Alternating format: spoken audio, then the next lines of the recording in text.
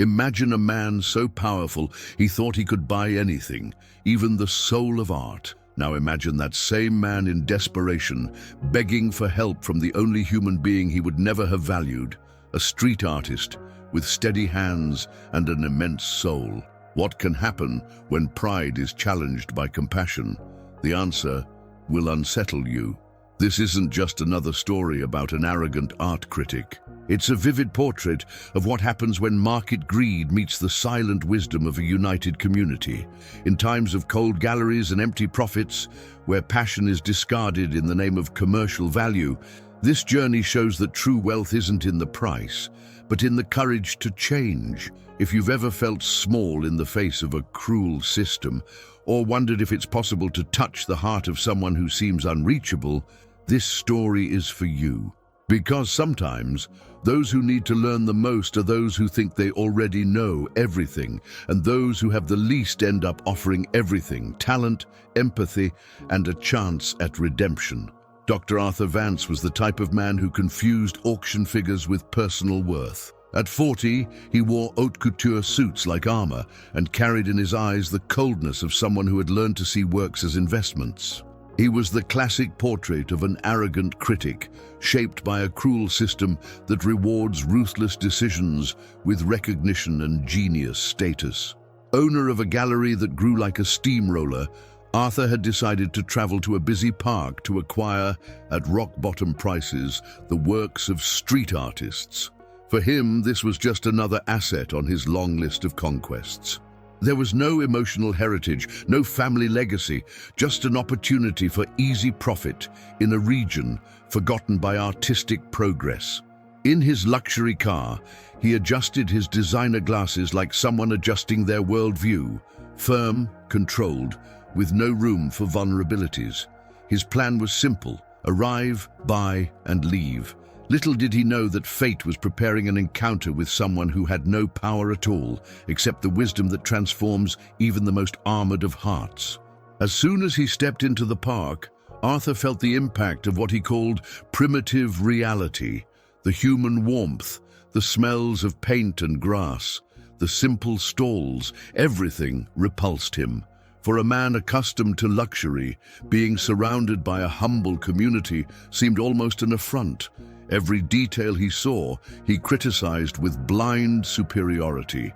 During his journey to the artist's area, his contempt was evident. He commented out loud in a professorial tone that these people needed to wake up to contemporary art. His words overflowed with judgment. For him, that park wasn't a community. It was an obstacle to his vision of progress. Exhibitions, figures, exploitation disguised as investment.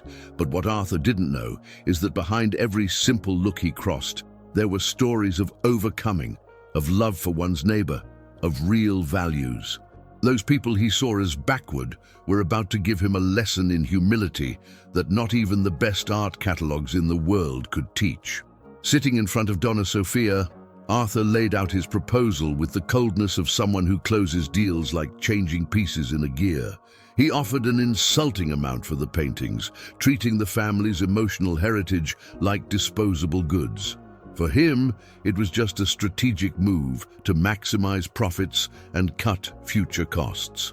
Donna Sofia, a woman with hands marked by paint and wise eyes, listened to everything patiently. Arthur saw this as a sign of weakness, when it was actually silent dignity. The arrogant critic tried to apply his business pressure techniques in a land where respect still had value, but he didn't realize it. The difference between power and wisdom was there before him, and he was blind to it. Ignoring the weight of 4 generations of work, Arthur insisted that this was a good deal for everyone.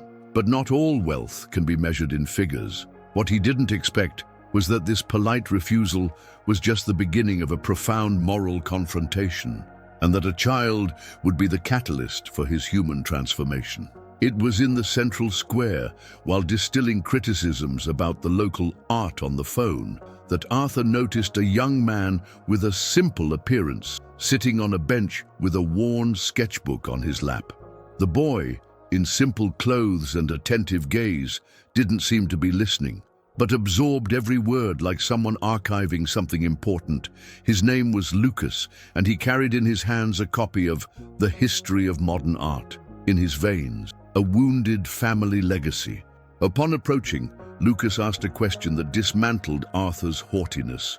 "Sir, what is more valuable, an expensive painting or an inspiration that changes lives?" At first, Arthur laughed condescendingly, but as the young man advanced, his questions gained depth, mixing ethics, economics, and social justice with a maturity that unsettled any experienced critic. There, among pigeons and hurried steps, began something Arthur would never forget, a confrontation that didn't come with shouts, but with knowledge, and a lesson that didn't come from a trained professor, but from a young artist who carried within himself the courage to confront injustice with empathy and the gift of transforming arrogance into attentive silence. When Lucas revealed his surname, Arthur's world began to tremble. Costa, Joaquim Costa, a name he hadn't heard in decades, but that carried a story he preferred to forget. Lucas not only knew who Arthur was, he knew what Arthur had done. And not just from hearing from his grandmother, he had researched, studied, cross-referenced data, and discovered truths that no one else would dare to say. Before everyone in the square, the young man brought to light a story of social injustice buried under cold reports. His grandfather had dedicated 25 years to Arthur's company, only to be discarded like a number on a spreadsheet. Lucas spoke calmly, but each word was like an accurate arrow, piercing through the critic's polished veneer with facts, verses, and living memories. But there was no hatred in Lucas's eyes. There was compassion. He didn't want revenge. He wanted Arthur to see. He wanted him to feel. And above all, he wanted him to learn. Because sometimes justice doesn't come with punishment, but with the chance to recognize the pain caused, and perhaps rewrite what once seemed definitive. The day after the confrontation, Arthur walked through the park like someone still carrying the world on his shoulders, but no longer with arrogance in his gaze, until he was surprised by Donna Maria, the florist, and other residents. They surrounded him without hostility, but with firmness. It wasn't a threat, it was a call, an involuntary invitation to experience firsthand what so many had already lived in silence. Led to a small, simple studio, isolated among the trees, Arthur was installed in a Spartan space, without phone, without assistant, without control. For the first time in years, he was just a man, without status, without influence, without protection. That community, united, chose not to punish with violence, but with a transformative experience, a forced retreat, to learn. As the night's silence descended over the park, Arthur began to feel the weight of what he had ignored for so long. It wasn't a prison, it was a mirror.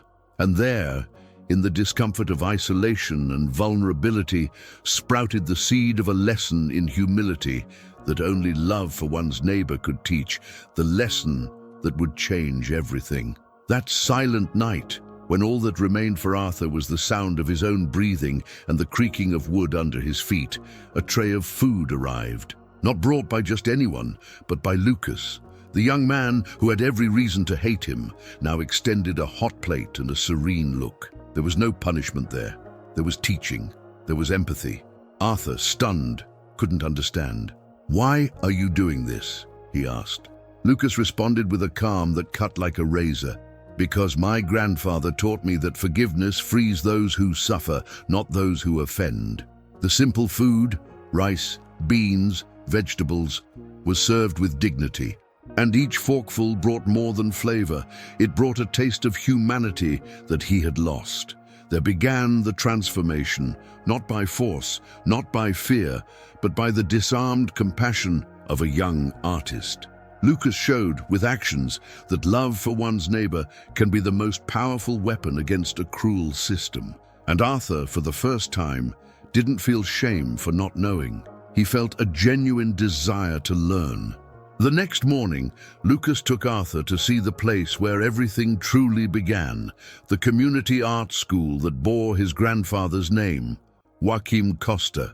It was a simple construction, but pulsed with life in every corner. Children and teenagers learned painting techniques, sculpture, and human values with a passion that would leave any critic speechless. Arthur, accustomed to luxury galleries overlooking skyscrapers, was speechless seeing young people debating the social impact of art with expertise. There was something there he had never found in his board meetings: purpose. An education that didn't serve to produce commercial works, but complete human beings, conscious of the world around them. It was there, among recycled canvases and genuine smiles, that Arthur understood the essence of true human transformation. Lucas didn't just want him to repent, he wanted him to see, and more, to choose a new way of acting. Because while the system teaches to compete, that school taught to cooperate. And that, indeed, was true wealth. Upon returning to Donna Sophia's stall, Arthur expected to find a community surrendered by necessity. But Donna Sophia surprised him with something unexpected: a counter-proposal, not to sell, but to join forces. A partnership that would honor the park's history, create local jobs, and promote artistic education. A new vision of business impact, with dignity and roots. The proposal required more than money. It required presence. 1 month per year, living in the community, listening, learning, contributing. It was a courageous invitation to transformation. And deep down, Arthur knew this was his second chance. Not just to close a fair deal, but to finally step out of the character the system had imposed on him and become someone better. For years, he used his fortune as a shield. Now, he would have the opportunity to use his influence as a bridge. And this began to shake his foundations. For the first time, someone offered him not just a contract, but the chance to rebuild his own legacy. A choice between keeping the old Arthur or becoming the man Joaquim Costa believed he could be. Arthur signed the document with trembling hands, not from financial hesitation, but from something new: conscience. In that moment, he wasn't just closing a partnership, he was opening a path. And as his first act, he announced the creation of a permanent educational fund in the name of Joaquim Costa, a tribute to a man who had been discarded but never forgotten. More than that, he invited Lucas to be his social and artistic impact advisor. A young artist, now with an active voice in the destiny of a large corporation, not out of charity, but for competence. Because Lucas didn't just understand economics and justice, he lived them. Arthur finally began to understand what power with purpose was. Each step he took in this new direction was like breaking with the cruel system that shaped his old worldview. The man who once thought leadership was commanding now discovered that leading is also listening, and that creating a legacy isn't leaving wealth, but multiplying opportunities, inspiring changes, touching lives. 6 months passed, and the transformation ceased being theory to become reality. The Joaquim Costa Community Art School was expanded, with new studios, a digital art library, and advanced technique workshops. Young people, once invisible, now mastered skills that connected them to the world, without abandoning their roots. The community, once forgotten, now flourished. At the company, the fruits also emerged. Profits increased by 34%, employee satisfaction hit records, and talents from all over Latin America began seeking space there. But most notable was the respect earned. Arthur, the former arrogant critic, was now seen as a regenerated leader, someone who traded imposing command for active listening. Lucas, in his new role, didn't just advise, he inspired, and Arthur listened. Together, they showed that a company can be prosperous and human, that business impact can and should generate shared value. What began as an attempt at exploitation became an example of overcoming and collective learning, and the world began to pay attention. At the entrance of the community art school, Arthur held in his hands a new plaque, engraved not with figures or titles, but with words that now made sense. For honoring memory through transformation. Beside him, Lucas smiled. And in that moment, the man who once believed success was about accumulating realized it was about giving back, about serving, about redemption. The past still hurt, but no longer defined his steps. Now each business decision carried a filter. Does this respect lives? Does this honor human dignity? Would this make Joaquim Costa proud? Arthur traded the GPS of immediate profit for the compass of legacy, and discovered that true leadership is born from the ability to recognize mistakes and start over. Ahead, a new cycle was drawn. Less ostentation, more collaboration, less ego, more empathy. The story that began with a young artist saving a critic ended with a rebuilt man saving his own soul, and with him, opening doors so that other lives would no longer be erased by thoughtless decisions. A new cycle, an eternal purpose. Now tell me, how many times do we judge someone without knowing their story? How many times do we value the shine of gold and forget the value of an honest heart? Maybe you've never fired anyone, but at some point, did you also fail to see the other as a human being? Arthur learned, in the most unexpected way, that even the hardest of hearts can be touched. But what about you? Are you willing to reconsider what really matters? To give up a little reason to gain more connection? To understand that true wealth isn't in having more, but in doing better? If this story moved you, made you think, or gave you hope that people can change, then don't keep this just to yourself. Share it. Subscribe to the channel, activate notifications, and join us in this mission to spread stories that touch and transform. Because sometimes all the world needs is a new beginning.